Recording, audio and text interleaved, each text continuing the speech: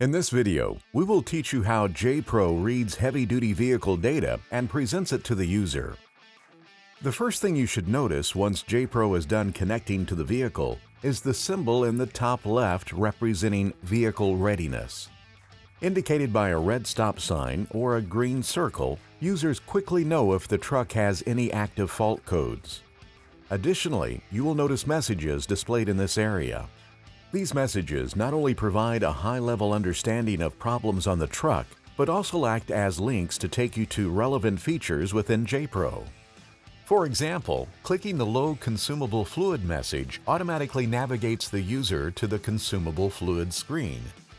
Back on the home screen, you will find JPRO's Roll Call feature on the left side below the Vehicle Readiness indicator. Roll Call presents every component detected by JPRO and includes valuable information such as make and model, software version, serial number, and more.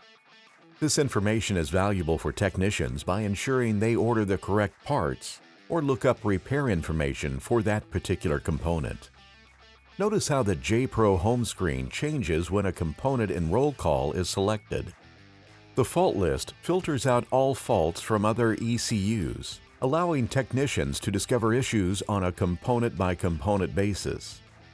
JPRO's key data points at the bottom of the screen also changes based on the component selected in Roll Call. The key data point dashboard shows the most relevant data for each component and can often help discover the root cause of an issue or confirm a successful repair. For the engine, you will find data points such as pressure and temperature information. Switching to the transmission, you find that the dashboard changes to show its most important data values.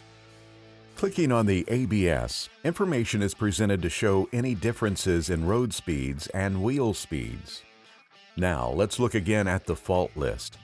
Faults are organized to display current faults first, meaning faults currently on the vehicle. Each fault includes a status, for example, active, confirmed, or pending. From there, faults are listed in alphabetical order. To help technicians best recognize issues on the vehicle, JPRO uses enhanced OE fault descriptions. In the fault description, colored text indicates the ability to click on the word and expand the view. For this example, the blue link takes you to the Industry Terms section. This feature is the technician's guide to learning terms or acronyms they may be unfamiliar with. Back to the faults, you will also find lookup codes, FMI number, and account. FMI stands for Failure Mode Indicator. By clicking the associated FMI number, you can launch the FMI Assistance feature to learn what the number represents. Next, look at the status column in the Faults section. Each blue status gives the user an idea of what type of fault they are examining. Now, you likely know what an active fault is, but may not recognize the status shown here labeled Active Emissions. By clicking on the text, a pop-up window appears explaining the definition of that fault status. We will now examine how to use vehicle data to confirm a failure and then confirm a successful repair. Let's take a look at two features in JPRO that utilize live data: Data Monitor and After Treatment Diagnostics. Click on the Data Monitor button in the toolbar at the top of the screen. An extensive list appears with data values pulled from various components and systems on the truck. By default, components are listed in alphabetical order on this screen. We now must find the data that is related to the problem at hand. At the top of the Data Monitor screen, you will find a search box. Enter all or part of a word or acronym to return your results. The more precise or unique of a search term, the fewer results you will receive. Consider the example here when we search parking versus when we search switch. For many issues, technicians will wish to compare multiple data values.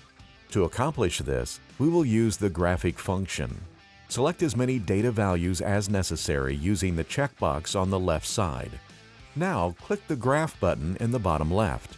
If you notice a problem, simply press the Freeze button. To document issues, the Print button allows you to print the graph where you saw the failure. Back on the Data Monitor screen, examine the tabs at the top. These tabs are based on either their function or how they are measured. Consider an example where the technician has detected a voltage issue. You could go either to the Electrical tab or select the Power Diagram tab for a graphical representation.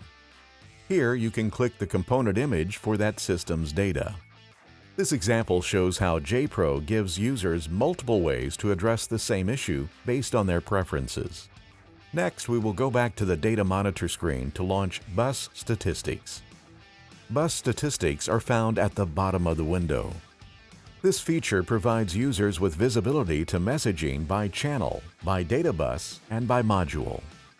Notice here in the red text we have an issue with this channel. We now examine the usage rates and can confirm a failure based on low message rates.